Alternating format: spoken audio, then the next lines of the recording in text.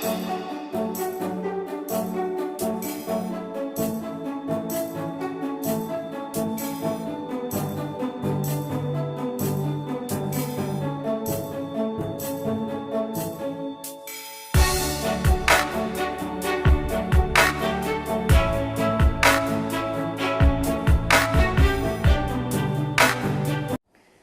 Guys, welcome to the physics of class 11th।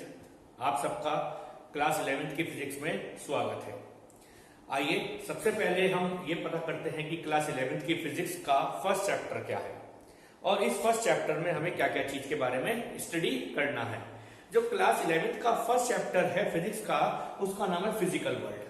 What is the name of the first chapter? Physical world. सबसे पहले आपका इस physics की दुनिया में, यानी इसका मतलब है फिजिक्स की दुनिया, यानी सबसे पहले आपका इस फिजिक्स की दुनिया में स्वागत है। और जब हम पहला चैप्टर स्टडी करेंगे फिजिक्स की दुनिया, तो आपको उसके बारे में थोड़ा बेसिक आइडिया होना चाहिए, जिससे आपके लिए ये फिजिक्स बहुत इंटरेस्टिंग बन जाएगी, बहुत ही लविंग और बहुत ही मजेदार बन जाएगी। जैसे आपने क्लास 11th में आने से पहले क्लास 10th में, क्लास 9th में कुछ फिनोमिना देखे थे। जैसे क्या देखा था आपने? जैसी आप किसी बैटरी से किसी इलेक्ट्रिकल कंपोनेंट को कनेक्ट करते थे तो वो इलेक्ट्रिकल कंपोनेंट वर्क करता था। जैसे इलेक्ट्रिक बल्ब था, जैसे आप उसे कनेक्ट करते थे वो जलता था। जलने से वो लाइट और हीट बनाता था। तो वो लाइट और हीट क्यों बनाता था, अब हमें उसके बारे में, उसके पीछे जो था उस चीज के बारे में स्टडी करना है। जैसे आपने क्लास 9th में पढ़ा था आर्किमिडीज प्रिंसिपल। तो जब भी आप किसी चीज को लेंगे और पानी में डुबाएंगे तो उसके वेट में फर्क पड़ता है। वो क्यों पड़ता है? ऐसी क्या चीज है, ऐसी कौन सी फोर्स थी जो उसके वेट को, एयर में तो कुछ और था और वाटर में कुछ और चला गया, जबकि वहां भी ग्रेविटी असर करती थी, यहां भी। यानी वहां कुछ फोर्स ऐसी थी जो ग्रेविटी के अगेंस्ट, यानी वेट ऑफ अ बॉडी के अगेंस्ट काम करती थी। तो इसी चीज के बारे में हमें यहाँ पर देखना है, क्योंकि जब भी आप कोई चीज स्टडी करते हैं तो आपको उसको बेसिक आइडिया होना चाहिए। जैसे मान लीजिए सपोज आप कहीं घूमने जा रहे हैं। आप कहीं जब घूमने जाते हैं तो आप उसके बारे में सबसे पहले गूगल पर सर्च करते हैं कि वो जगह कैसी है, वहां पर क्या क्या चीज घूमने की है, क्या क्या इंटरेस्ट की, तो आपको कुछ बेसिक आइडिया हो जाता है। ऐसे ही आप जब क्लास 11th की फिजिक्स पढ़ेंगे तो आपको भी कुछ बेसिक आइडिया होना चाहिए, कुछ पता होना चाहिए। जैसे क्लास 9th, क्लास 10th के कुछ टॉपिक्स जो आपने कवर किए वो तो जल्दी समझ में आ जाएंगे। तो उसी लिए हमें यहाँ पर अब धीरे धीरे सारे चैप्टर पढ़ने हैं। मगर क्लास 11th का जो फर्स्ट चैप्टर है, इट्स अ फिजिकल वर्ल्ड। ये फिजिकल वर्ल्ड है, यानी फिजिक्स की दुनिया। और हम इस दुनिया में क्या क्या फिनोमिना हो रहे हैं उसके बारे में स्टडी करेंगे। जैसे कुछ जर्नल, जैसे जो पानी है, वाटर, वो फ्लो करता है। देखा होगा आपने, माउंटेन से फ्लो करता है लैंड की तरफ और लैंड से फ्लो करता है ओशन की तरफ। ऐसा ही क्यों होता है? वाई? क्वेश्चन है सर, वाई ऐसा ही क्यों होता है? इसका उल्टा क्यों नहीं होता कि ओशन से तो चले लैंड पे और लैंड से चला जाए माउंटेन्स पर? तो ऐसा नहीं होता। तो इसके पीछे क्या बेसिक आइडिया है, तो वो अब हमें स्टडी करना है। किसमें? अपनी फिजिक्स में, क्लास 11th की। और भी बहुत सारे फिनोमिना है। जैसे हमारा जो सन है वो राइज तो होता है ईस्ट से और सेट हो जाता है वेस्ट में जाके। ऐसा ही क्यों होता है? वाई? तो ये कुछ क्वेश्चंस हैं हमारे पास जो अब तक हम पढ़ते आए, रटते आए, मगर अब हम इसके बारे में समझेंगे। जैसे जब भी सेब या कोई चीज गिरती है ऊपर से, हाइट से, तो वो नीचे अर्थ पे ही क्यों आके गिरती है, हवा में क्यों नहीं चली जाती? ऐसी क्या चीज है जो इसके पीछे रोल प्ले करती है? हमें इसके बारे में भी स्टडी करना है। अब इन स्टडीज को करने के बाद, इनके बेसिक प्रिंसिपल ढूंढने के बाद हम इन्हें अपनी डेली लाइफ में अप्लाई करेंगे।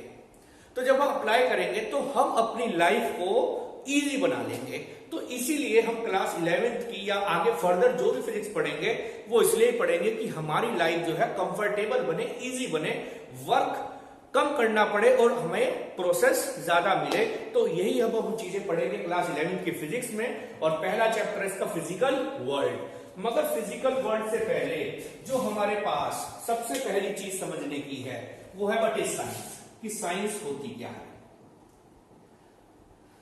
सबको पता है, क्लास 11th में आ गए हैं। 10th के बाद जब आप 11th में आते हैं सबसे पहले आपके दिमाग में कुछ टीचर्स या घर के बड़े कहते हैं भाई आपको चूज क्या करना है, सब्जेक्ट क्या चूज करने हैं, कॉमर्स लेनी है, आर्ट्स लेनी है, साइंस लेनी है। तो कई बच्चे इंटरेस्ट दिखाते हैं सर मुझे साइंस लेनी है। तो साइंस लेने से पहले सबसे पहला क्वेश्चन घर वाले उनसे पूछते हैं भाई तू ये बता व्हाट इज साइंस, कि साइंस है क्या एक्चुअली में, व्हाट इज साइंस।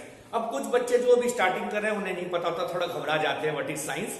तो क्या होता है साइंस, मैं बता रहा हूं आपको व्हाट इज साइंस। साइंस मेरे पास जैसे हमारे कुछ पहले पूर्वज थे, वो कोई चीज की स्टडी करते थे, उस स्टडी करके डाटा इकट्ठा करते थे, उस डाटा इकट्ठा करने के बाद वो उस चीज को देखते थे अपनी डेली लाइफ में कि हाँ ये जो मैंने डाटा लिया है सही है या नहीं। तो इन सब चीजों को ही एक सही तरीके से लगाना, उसे ही हम साइंस कहते हैं। जैसे पहले मैं किसी चीज को लिखने से पहले मैं उसे ऑब्जर्व करूंगा, ठीक है। ऑब्जर्व किया मैंने, कई दिन मैंने उसे ऑब्जर्व किया कि हाँ ऐसा हो रहा है कि पानी जो है वो फ्लो कर रहा है हाई से लो की तरफ, मैं ऑब्जर्व करूंगा कई दिन तक। जब मैं ऑब्जर्व कर लूंगा कि हाँ ऐसा हो रहा है, फिर मैं उसका एक्सपेरिमेंट करूंगा, ठीक है। ऑब्जर्व के बाद मैं एक्सपेरिमेंट, अभी मैं पक्का नहीं कह दूंगा किसी को जाके कि भाई ऐसा होता है, फिर मैं उसकी अपनी लैब में एक्सपेरिमेंट करूंगा, और अगर वो एक्सपेरिमेंट भी उसी तरीके से बिल्कुल सही हुआ, फिर मैं लास्ट में उसको वेरिफिकेशन करूंगा और वेरीफाई करके मैं कह दूंगा this is right, this is true law. तो ऐसे ही साइंस एक्चुअली में है क्या। साइंस एक हमारे पास ऑर्गेनाइज्ड, सिस्टमैटिक, यानी साइंस जो है हमारे पास ऑर्गेनाइज्ड है, सिस्टमैटिक एंड, तो एक तो ऑर्गेनाइज हमने इकट्ठी करी चीजें, फिर उनको हमने सिस्टम से लगाया, एंड फॉर्मुलेटेड नॉलेज, ऑब्टेनिंग या ऑब्टेन्ड थ्रू, कहां से ऑब्टेन करी, ऑब्टेन थ्रू, फर्स्ट मैंने ऑब्जर्वेशन करी, ऑब्टेन थ्रू ऑब्जर्वेशंस, फिर मैंने उसके एक्सपेरिमेंट करे, एक्सपेरिमेंट, एंड लास्ट मैंने उसका क्या करा, वेरिफिकेशन। तो दिस वन इज साइंस, यानी ये डेफिनेशन है साइंस की। एक्चुअली में साइंस कोई एक छोटी चीज नहीं है, साइंस बड़ा वास्ट चीज है, और इस साइंस के अंदर ही क्या क्या चीज आती है उसके बारे में हम स्टडी करेंगे। मगर साइंस है क्या, इज ऑर्गेनाइज्ड, पहले हम चीजों को ऑर्गेनाइज करेंगे, फिर मैं सिस्टम से लगाऊंगा, सिस्टमैटिक एंड फॉर्मुलेटेड नॉलेज, और जो इकट्ठी करी गई नॉलेज फॉर्मुलेट करेंगे, ऑब्टेनिंग थ्रू, कहां से ऑब्टेन हुई, ऑब्जर्वेशन करा, पहले हमने देखा वो क्या रहा था, फिर हमने एक्सपेरिमेंट्स करे, और फिर हमने उसे वेरीफाई करा, वेरिफिकेशन। तो ये कंप्लीट मिलके बना साइंस। मगर साइंस कोई एक छोटी चीज नहीं है, it's a very very big thing, क्योंकि साइंस के अंदर सबसे पहले फिजिक्स आती है, फिर केमिस्ट्री आती है, फिर बायो आती है, फिर बायो के पार्ट आते हैं, केमिस्ट्री के ऑर्गेनिक, इनऑर्गेनिक, फिजिकल, ऐसी फिजिक्स के पार्ट्स आते हैं, मैकेनिक्स अलग आता है, ऑप्टिक्स अलग आता है, मॉडर्न फिजिक्स अलग आता है। मगर अभी तो हमें पढ़ना है व्हाट इज साइंस। तो साइंस हुआ ये। अब साइंस के बाद में जो हमारे क्लास 11 में हम पढ़ने जा रहे हैं इस टॉपिक से, वो है फिजिक्स, कि सर व्हाट इज फिजिक्स, कि फिजिक्स क्या है। साइंस तो चलो हमें पता चला, एक ऑर्गेनाइज एक बहुत बड़ा वर्ल्ड है, यूनिवर्स, उसे साइंस कहा गया। Organised, systematic and formulated knowledge obtain from observation, experiment and verification. But इसके बाद आया व्हाट इज फिजिक्स। फिजिक्स क्या है, सबसे पहले फिजिक्स ब्रांच ऑफ साइंस है, हमारे पास फिजिक्स है वो साइंस की एक ब्रांच है, ठीक है जी। मगर उससे भी ज्यादा अच्छा ये क्या है, it is the study of nature, यानी नेचर के बारे में पढ़ना और नेचुरल फिनोमिना, ये है एक्चुअली में फिजिक्स। यानी ये फिजिक्स नहीं है कि बल्ब जल गया, ये तो सब कुछ बड़ा बेसिक है इसके अंदर। मगर फिजिक्स है क्या, it's a branch of science, जिसके अंदर हमें स्टडी करना है नेचर के बारे में, नेचुरल फिनोमिना के बारे में, कि मेरे नेचर में क्या हो रहा था, कि मेरे नेचर में क्या हो रहा है, और फिर उसके नेचुरल फिनोमिना। जैसे मेरे नेचर में पहली चीज बड़ा कॉमन, वाटर जो है वो फ्लो कर रहा है हिल्स से लैंड, लैंड से ओशन में, ठीक है, ये हो रहा है। फिर हमने इसे स्टडी करा कि हुआ कैसे, ये क्यों फ्लो कर रहा है हाई से लो की तरफ ही, क्योंकि मेरे माउंटेन जो हाई पर है और फिर लैंड लो पर, फिर ओशन और भी लो पर। तो हमारा वाटर हमेशा फ्लो करता है हाई लेवल से लो लेवल। ये सब चीजें मैंने स्टडी करी। स्टडी करने के बाद मैंने इसे डेली लाइफ में अप्लाई करा तो क्या करा कि भाई अगर मुझे घर में मैंने फर्श घेरा और मैंने कहा भैया मेरे फर्श का घर कमरे का उस कोने पे पानी ना रुके, मतलब किसी कोने पर, तो मैं क्या करूंगा, उस लेवल को, उस कोने को टॉप कर दूंगा और दूसरे वाले को स्लाइडली लो कर दूंगा, तो मेरा वाटर हमेशा फ्लो करेगा हाई से लो की तरफ। पहला फिनोमिना, इसके बारे में स्टडी करेंगे, फिर हम इसकी एप्लीकेशन कर करके देखेंगे डेली लाइफ में क्या क्या होती है। दूसरा फिनोमिना, भाई हमने देखा अगर मैं हथौड़ी लेके कील ठोकूं तो मैं तो करूंगा हिट और मेरी कील जाके दीवार में चली जाएगी। तो यही सब चीजें मैंने आगे देखी और जगह अप्लाई करी। तो अब मैं सारे नेचुरल फिनोमिना पढ़ूंगा और फिर मैं उस फिनोमिना को अप्लाई करूंगा। यही हमारे पास अब पूरी फिजिक्स में चलेगा। मगर physics is a branch of science in which we study nature and natural phenomena. मगर जो ये नेचुरल फिनोमिना मैंने करे, जो भी हो रहे हैं मेरे नेचर में फिनोमिना, कि मेरी अर्थ रिवॉल्व कर रही है किसके अराउंड, सन के अराउंड, तो इसे देखने के लिए ऐसे नहीं हम यूं ही बोल दिया, तो इसके लिए हमने एक मेथड अप्लाई किया और उस मेथड में कुछ पॉइंट्स हैं, उस पॉइंट्स को धीरे एक एक करके हमने चेक किया और वेरीफाई करा और फिर हमने जाके कहा कि दिस प्रिंसिपल इज राइट, ये प्रिंसिपल सही है, अब आप इसे अपने डेली लाइफ के किसी भी एप्लीकेशन में इस्तेमाल कर सकते हैं। तो उसी का नाम दिया साइंटिफिक मेथड। तो हम उसी को कहते हैं साइंटिफिक मेथड।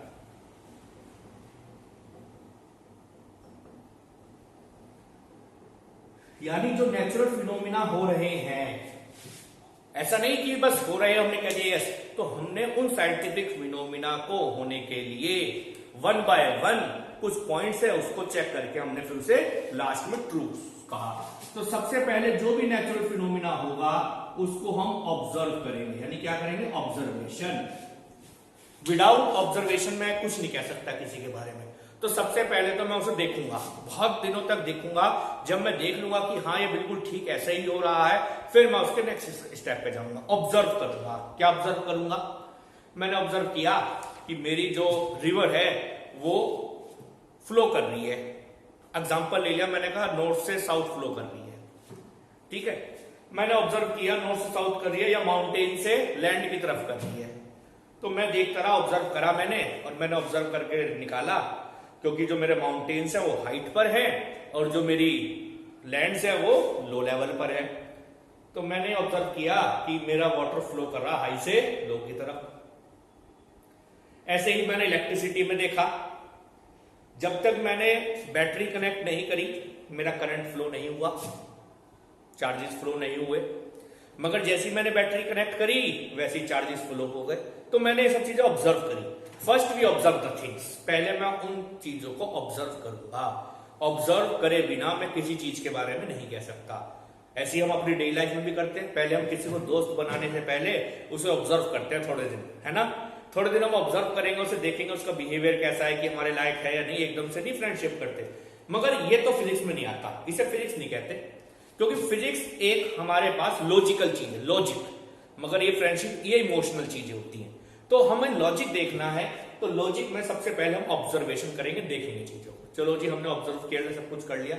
ऑब्जर्व के बाद मैं क्या करूंगा, दूसरी चीज, मैं कंट्रोल्ड एक्सपेरिमेंट करूंगा।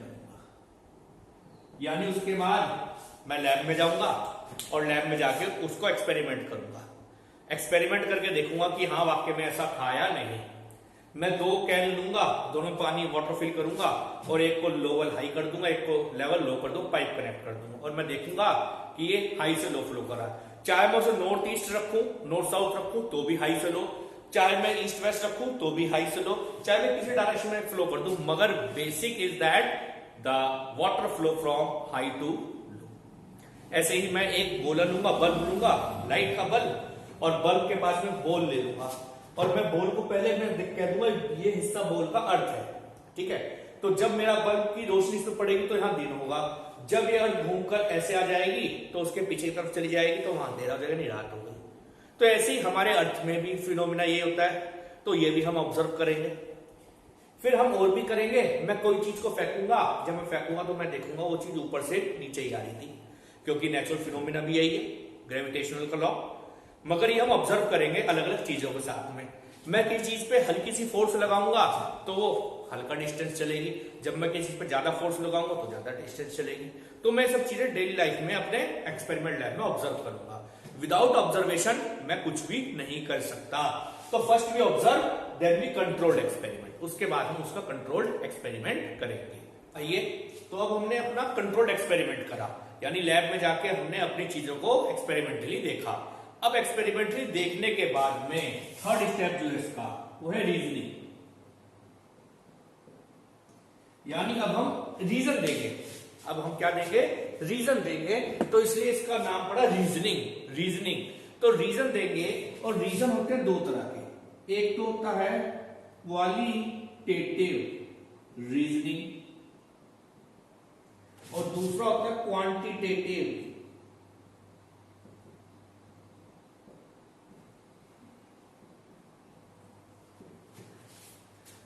ठीक है, एक बार दोबारा से।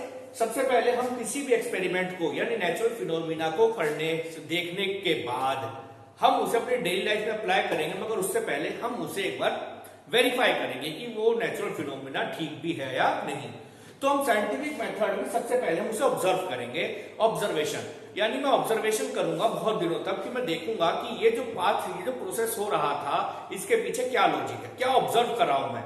तो जैसे हमारे पास में ऑब्जर्वेशन में हमने देखा जो रिवर है वो फ्लो कर रही है हाई से लो, ठीक है, तो हम वो ऑब्जर्व करेंगे कि वो हाई से लो फ्लो कर रही है, मतलब नॉर्थ से ईस्ट, नॉर्थ से साउथ फ्लो कर रही है, तो उसका क्या रीजन है। ठीक है, जैसे हमारा जो बरसात है वो क्यों होती है, तो इसके लिए भी हम ऑब्जर्व करेंगे कि पानी है, हीट होगा, वेपर बनेगी और ऊपर जाके क्लाउड बन जाएंगे। तो हम इसे ऑब्जर्व करेंगे। ऑब्जर्व के बाद मैं अपनी लैब में जाके उसका एक्सपेरिमेंट करूंगा, यानी कंट्रोल्ड एक्सपेरिमेंट। कंट्रोल्ड एक्सपेरिमेंट में मैं लैब में दो लेवल लूंगा और लेवल को डिफरेंट डिफरेंट हाइट पे रखूंगा, कोई भी टैंक को, और मैं देखूंगा पाइप के थ्रू वाटर फ्लो कर रहा है फ्रॉम हाई टू लो। ऐसे ही मैं अलग अलग जगह अलग अलग डायरेक्शन में करके देखूंगा, तो मैं एक्सपेरिमेंट करूंगा सेकंड कंट्रोल्ड एक्सपेरिमेंट। फिर मैं उसका रीजन दूंगा। तो रीजन में सबसे पहले क्वालिटी रीजनिंग, कि क्या चीज हो रही थी। तो उस एक्सपेरिमेंट में तो डिफरेंस इन हाइट था, ठीक है, क्या था? Difference in height. तो डिफरेंस इन हाइट पे ऐसा काम हो रहा था, मगर डिफरेंस इन हाइट कितनी हो, क्योंकि डिफरेंस इन हाइट में दो रीजन आए। एक रीजन तो आया जो हाई लेवल पे होगा उस पे एनर्जी ज्यादा होगी, जो लो लेवल पे वाटर होगा उस पे एनर्जी कम होगी, और आप सब जानते हैं energy flow from high to low. ठीक है, रीजन एक रीजन। दूसरा रीजन दूंगा, जो टॉप पे चीज होगी, कोई चीज नीचे गिरेगी तो ग्रेविटी से खींचेगी, तो दूसरे रीजन दूंगा। तो दो रीजन, ऐसे मैं हर चीजों की रीजनिंग ढूंढूंगा। तो इस तरह की रीजनिंग को कहते हैं क्वालिटेटिव रीजनिंग। ठीक है, जैसे पानी हीटअप होगा, हीटअप होके वो क्या होगा, हीटअप होगा इतने डिग्री पर, और अभी डिग्री नहीं बताया, हीटअप होगा, हीटअप होके ऊपर चला जाएगा, ऊपर जाके क्लाउड बन जाएंगे और बरसात हो जाएगी, मगर होगा कितने अमाउंट में, उस रीजनिंग को कहते हैं क्वांटिटेटिव रीजनिंग। उसे क्वांटिटेटिव रीजनिंग कहेंगे। जैसे हमने कहा भाई इतने लेवल पर रखना, इसकी पोटेंशियल एनर्जी 50 है और इसकी वाले की 25 है, तो इतने लेवल की अगर एनर्जी का डिफरेंस होगा तो इतना वाटर फ्लो होके आ जाएगा। तो नंबर्स वाली जो वैल्यू निकल के आएगी उस रीजनिंग को कहते हैं क्वांटिटेटिव रीजनिंग। क्या कहते हैं? Quantitative reasoning. जैसे इस रीजनिंग में हमने क्या करा, हमने अपनी एक बॉल ली और बॉल को हमने उछाला। अगर मेरी बॉल 10 मीटर गई तो 10 मीटर जाने के बाद वो इतनी फोर्स से नीचे आएगी, मतलब 5 न्यूटन है, 10 न्यूटन। मैंने और तेजी से उछाला तो मेरी बॉल अब किसी और न्यूटन से नीचे आई। तो ये जो है ये नंबर आ रहे हैं, नंबर, इस तरह के नंबर को कहते हैं क्वांटिटेटिव रीजनिंग। चलिए जी, क्वांटिटेटिव रीजनिंग हो गई। फिर हम चौथा करते हैं मैथमेटिकल मॉडलिंग। ये सबसे इंपॉर्टेंट पार्ट है। अगर ये पार्ट नहीं होगा तो हम आगे नहीं जा सकते। तो this one is most most most important part. This is mathematical modelling. यानी जो भी आप एक्सपेरिमेंट कर रहे थे वो एक्सपेरिमेंट किसकी चीज फैक्टर पर डिपेंड कर रहा है, और उस फैक्टर्स डिपेंड करने के बाद उसकी मैथमेटिकल एक्सप्रेशन क्या बना, तो उसे कहते हैं मैथमेटिकल रीजनिंग। जैसे हमने बॉल ली और बॉल को उछाला। जब मैं बॉल को उछाला तो मेरी अर्थ ने उसे अपनी तरफ खींचा, मगर सन भी तो उसे अपनी तरफ खींचता है, तो वो सन की तरफ क्यों नहीं भाग जाता? तो हम कहते हैं कि सन का उस बॉडी से डिस्टेंस बहुत ज्यादा है, और डिस्टेंस ज्यादा होगा तो उसका मतलब उसकी force with respect to earth बहुत कम होगी। तो ऐसे ही हमने मैथमेटिकल फॉर्मूला बनाया, जैसे उसके लिए फॉर्मूला बना हमारे पास F is equal to G m1 m2 upon r square. ठीक है, सपोज ये मैं एक्सपेरिमेंट फॉरेन अर्थ के लिए कर रहा हूं अभी। जब मैंने किसी बॉडी को उछाला, बॉडी को मैंने कुछ हाइट दी, तो मान लो 10 किलोमीटर गई। ठीक है, तो r हो गया 10 किलोमीटर, तो जो फोर्स आई निकल के उसकी कुछ वैल्यू आई। अगर यही मैं करूं सन के लिए, फॉर सन, अब बॉडी का जो डिस्टेंस होगा इज वेरी हाई, तो जो फोर्स आएगी वो बहुत ही कम आएगी। देख लीजिए, क्योंकि जितना ये डिस्टेंस बढ़ेगा उतनी फोर्स घटेगी, इसलिए जो मेरी बॉडी है वो जाएगी और मेरी अर्थ पर ही वापस आ जाएगी, सन तक नहीं जाएगी। तो ये एक्सपेरिमेंट हमने करने के बाद उसकी डिपेंडेंस बताई कि मेरी वो चीजें किस किस वैल्यू पर डिपेंड कर रही हैं, डायरेक्टली कर रही है, इनवर्सली कर रही है, क्योंकि अगर ये नहीं होगा तो हम आगे नहीं चलेंगे। यही सब चीज चार्ज के साथ आती है।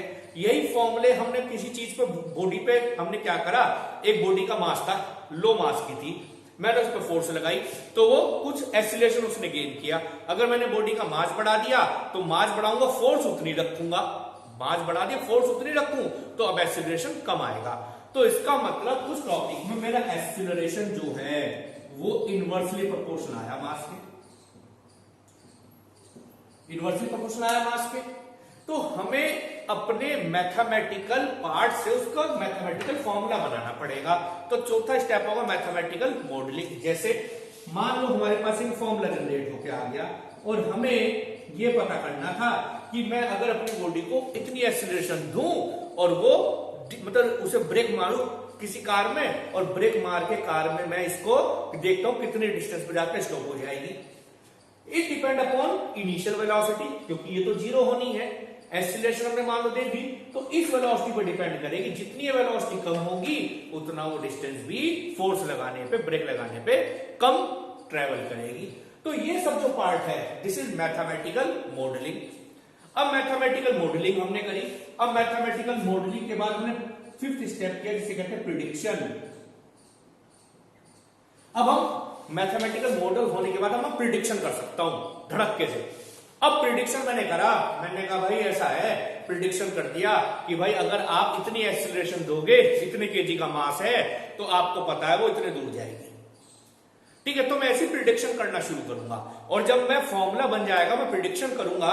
अब प्रिडिक्शन मैंने करने के बाद मेरी यह प्रिडिक्शन या तो सही होगी या गलत होगी। ठीक है, अगर मेरी प्रिडिक्शन हुई सही, अगर मेरी प्रिडिक्शन हो गई सही, तो वो हो जाएगा वेरिफिकेशन। अगर गलत हो गई सर तो होगा फॉल्सिफिकेशन। ठीक है, तो यानी प्रिडिक्शन कर दी हमने। मैंने कहा भाई मैं अपनी बॉल को या रॉकेट को इतनी वेलोसिटी दूं और वो स्पेस में चला जाएगा। अगर मेरी प्रिडिक्शन हो गई सही तो हो गया वेरिफिकेशन, अगर मेरी प्रिडिक्शन हो गई गलत तो हो गया फॉल्सिफिकेशन। सर अगर फॉल्सिफिकेशन हो गया तो हम क्या करेंगे? अगर फॉल्सिफिकेशन हो गया फिर दोबारा से हम स्टार्ट करेंगे पूरा पार्ट। तो यानी कि हम जब भी अपने नेचुरल फिनोमिना को अपनी डेली लाइफ में अप्लाई करेंगे, उससे पहले हम साइंटिफिक मेथड को अप्लाई करेंगे। अब साइंटिफिक मेथड में हम दोबारा बता दें, साइंटिफिक मेथड में सबसे पहले आप ऑब्जर्वेशन करेंगे। First is observation. Without observation आप कुछ नहीं कर सकते। चलो जी सर हमने ऑब्जर्व कर लिया। ऑब्जर्व करने के बाद उसे आप अपने घर में मतलब लैब में अप्लाई करेंगे। दिस इज कंट्रोल्ड एक्सपेरिमेंट, क्योंकि साइंस शुरू ही होती है लैब से, फिजिक्स से, बुक में नहीं है। बुक में नहीं है साइंस, साइंस शुरू होती है लैब में। जब भी आप लैब में एक्सपेरिमेंट करेंगे वहां से ऑब्जर्वेशन निकल के आएगी। एक्चुअली साइंस वो ही है, किताबों में साइंस नहीं है। वो तो एक साइंटिस्ट ने अपनी लैब में साइंस करी और वो आपको दे दी, मगर यही साइंस है कि मेरी चीजों को आसान बना दिया। यानी दूसरी चीज आप करेंगे कंट्रोल्ड एक्सपेरिमेंट लैब में अपने। आपने एक्सपेरिमेंट कर दिए, फिर आप उसका रीजन देंगे। भाई ये एक्सपेरिमेंट मैंने इस तरह करा था, इसका रीजन ये है। अब रीजन होंगे दो तरह के, या पहला होगा क्वालिटी, यानी आप क्वालिटी बताएंगे कि भाई इसके अंदर ये क्वालिटी थी तो ये ऐसा हुआ। फिर दूसरे होते क्वांटिटी, कि आप क्वांटिटी बताएंगे कि भाई इस अमाउंट से इतना ये चेंज हो सकता है। तो इसलिए रीजनिंग दो तरह की, quality and quantitative. Now the fourth is mathematical modelling, बगैर इसके कुछ नहीं होने का। इसलिए this is most important part, mathematical modelling. फिर आप मैथमेटिक मॉडलिंग से फॉर्मूला जनरेट करेंगे अब फॉर्मूला जनरेट करने के बाद में आप प्रिडिक्शन कर सकते हैं धड़क्के से, कहेंगे भाई ऐसा कर तू यही होगा 100%, ठीक है। तो ये होता है क्या, प्रिडिक्शन। और प्रिडिक्शन या तो सही होगी या गलत। सही है तो अपना फॉर्मूला जनरेट हो गया, और अगर गलत है तो वही प्रोसेस दोबारा से करो। अब यहां पर आ गए हम दोबारा वापस रीजनिंग पर। कुछ और एग्जांपल हम आपको रीजनिंग के देंगे। जैसे हमने कहा, रीजन दिया, कंट्रोल एक्सपेरिमेंट कर लिया कि भाई मेरी जो लाइट है वो स्ट्रेट पाथ में नहीं चलती, they travel in a form of wave. Sir ये आपने कैसे एक्सपेरिमेंट किया? आपने क्या किया, पानी लिया और पानी को एक कमरे के डोर से एंटर होने दिया। जैसे आप डोर से एंटर होने दोगे तो लाइट आपकी इस तरह से फैल जाएगी, मतलब पानी फैल जाएगा। और ऐसे ही आप देखो, घर में एक होल कर दो खिड़की में, खिड़की से जब लाइट आएगी तो स्ट्रेट तो नहीं जाती, केवल यहां लाइट आई तो केवल उस पोर्शन में लाइट पड़ेगी, चारों डायरेक्शन आपकी लाइट हो जाती है। इसका मतलब जिस तरह पानी ट्रेवल करता है उसी तरह लाइट ट्रेवल करती है। तो इसका मतलब क्या हुआ कि light travel in a form of wave, जो आप क्लास पढ़ेंगे 12th में चैप्टर, मगर क्लास 11th में भी है। साइंटिस्ट थे हमारे पास न्यूटन, उन्होंने हमारे पास वेलोसिटी निकाली साउंड की, और वेलोसिटी साउंड की है अप्रॉक्सिमेटली इक्वल टू 332 मीटर पर सेकेंड इन एयर। अब सॉरी 332 नहीं, 288 इन एयर न्यूटन ने करा, मगर एक्चुअली में ये वैल्यू गलत थी। तो इनके साइंटिस्ट आए, यानी इसमें वेरिफिकेशन गलत हो गया, तो उसमें साइंटिस्ट आए, दूसरे उसी का स्टूडेंट रहा लैप्लास, उसने करेक्ट किया। तो इस तरह से अलग अलग चीजें करके आपको देखनी पड़ेगी। तो ये होती है रीजनिंग, ठीक है। तो आप बहुत सारे जब भी कुछ भी करें आप साइंस में, तो आपको 6 स्टेप्स फॉलो करने पड़ेंगे। चलो, आपने 6 के 6 स्टेप फॉलो कर दिए, और जब आपके 6 स्टेप फॉलो हो जाएंगे तो आप बिल्कुल करेक्ट होंगे। ओके, तो this one is scientific method, prediction, verification, falsification, और ऊपर वाले हमने सारे आपको इजीली समझाए। इसी में हम आगे चलेंगे, thrust area in study of physics. Thrust, yes, तो अब हम पढ़ेंगे thrust area in study of physics, यानी कौन कौन से थ्रस्ट एरिया हैं जो हमें अब स्टडी करने हैं फिजिक्स में। तो we have 2 thrust area. First is unification. Unification means, what is the meaning of unification? Unification मतलब वन, सिंगल। जैसे कुछ एग्जांपल बता रहे हैं यूनिफिकेशन के। यूनिफिकेशन मतलब होता है एक चीज। अब कुछ एग्जांपल है, जैसे सपोज एक लेंथ है, एक लेंथ को मेजर करने के अलग अलग मेथड होते हैं। जैसे लेंथ गज में ही मेजर होती है, लेंथ हैंड्स मेजरमेंट भी होते हैं, स्केल भी होते हैं।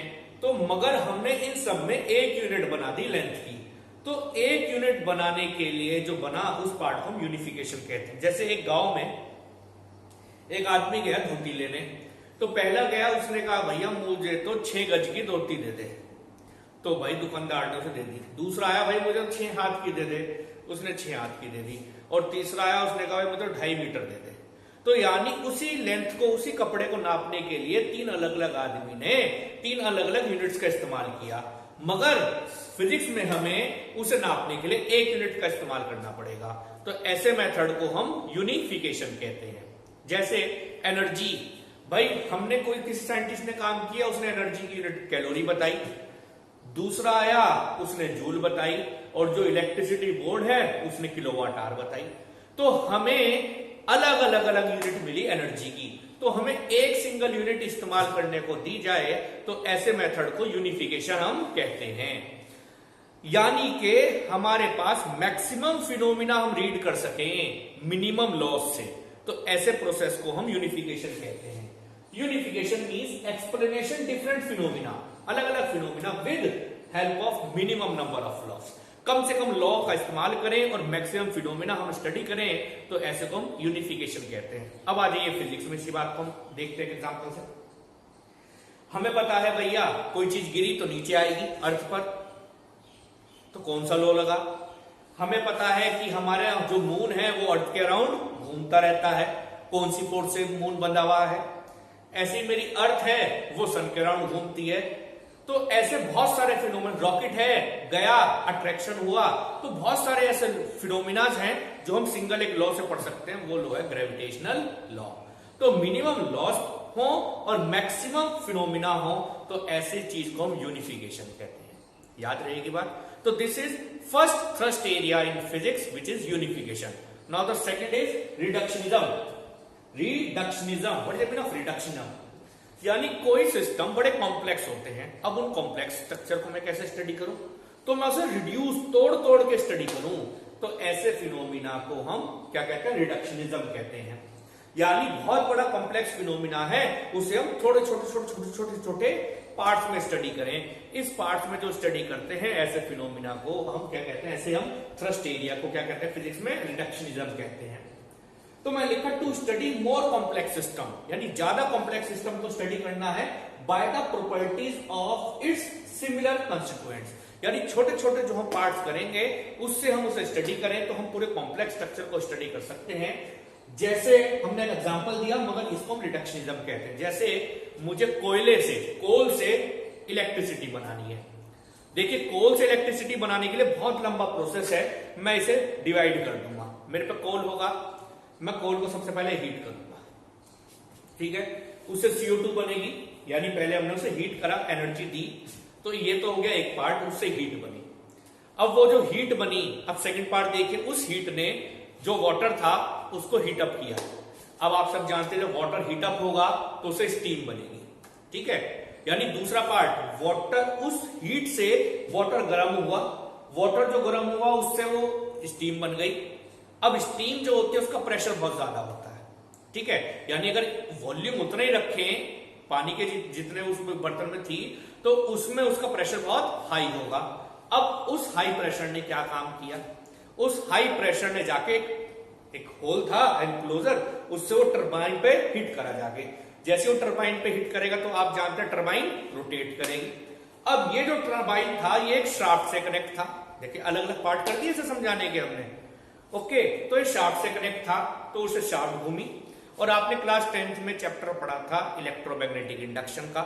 जब वो शाफ्ट यानी कॉइल, जब वो कॉइल दो मैग्नेट के बीच में रोटेट करेगी, तो यानी एक अलग पार्ट आ गया। जब वो कॉइल दो मैग्नेट के बीच में रोटेट करेगी तो इलेक्ट्रोमैग्नेटिक इंडक्शन बनेगा, और इलेक्ट्रोमैग्नेटिक इंडक्शन से इलेक्ट्रिसिटी जनरेट होती है, जिससे हम अपने फिनोमिना जो हम हमारे घर में कंपोनेंट है उसे ऑपरेट करते हैं। तो हमने इतने बड़े कॉम्प्लेक्स स्ट्रक्चर को रिड्यूस कर करके सिंपलर मेथड में पढ़ा, तो इसी को कहते हैं रिडक्शनिज्म। ओके, तो हमने एक एग्जांपल यहां लिखा जिसको हमने आपको समझाया। तो अभी तो हमने अपने पहले लेक्चर में केवल साइंस क्या है, फिजिक्स क्या है, फिजिक्स में हमने किस तरह हम किसी चीज को सही और गलत कहें उसके मेथड पढ़े, और लास्ट में thrust area in study of physics पढ़ा। दरअसल फिजिक्स हमारे लाइफ को इजी और आसान बनाती है, तो इसलिए हम अपनी फिजिक्स को स्टडी करते हैं अपने इजी से इजी मेथड में। तो इसीलिए इजी से इजी मेथड में एक स्टडी का दूसरा तरीका यह है कि आपको अब ना तो कहीं जाने की जरूरत है स्कूटर उठा के, ना बाइक पे कहीं जाने की जरूरत है। केवल अपने घर पे बैठिए, अपने लैपटॉप को खोलिए या अपने मोबाइल फोन को ऑपरेट कीजिए और हमारी ऑनलाइन क्लास वहीं से आप अटेंड करिए। सेशन में ही हम आपको न्यूमेरिकल्स भी करवाएंगे, उसी में हम आपको ऑनलाइन PDF में हम आपको नोट्स भी प्रोवाइड करवाएंगे। तो अब आपको साइंस ने ही देखिए कितना इजी बना दिया, यानी आपको कहीं जाने की जरूरत नहीं, घर पे ही बैठिए हमारी ऑनलाइन क्लासेस को अटेंड करिए। क्योंकि हमेशा किसी चीज को हम अपनाते तब है जब हमारे पे कोई चीज फोर्स पड़ती है। अब हमारे इस टाइम हमारे साथ में बहुत बड़ी आपदा हमारे देश में, पूरे विश्व में आई हुई है, कोरोना वायरस के बारे में आप सब जानते हैं। तो इस कोरोना वायरस को हराने का केवल एक ही तरीका है कि आप अपने घर में रहें, घर से बाहर ना निकलें। कोई जरूरी काम हो तो ही घर से बाहर जाएं, अदरवाइज हर काम आप अपने घर से करें। चाहे आपको कोई अपने घर से घर की सामान मंगवाना हो तो आप ऑनलाइन डिलीवरी करवाएं, आपको स्टडी करनी हो तो ऑनलाइन पढ़ें, आपको मेडिसिन मंगवानी है तो ऑनलाइन मंगवाएं। क्योंकि अगर आप बाहर गए तो ये जो वायरस है ये कहीं भी फैल सकता है और किसी भी तरीके से ये बहुत ज्यादा अफेक्ट कर सकता है लाइफ को।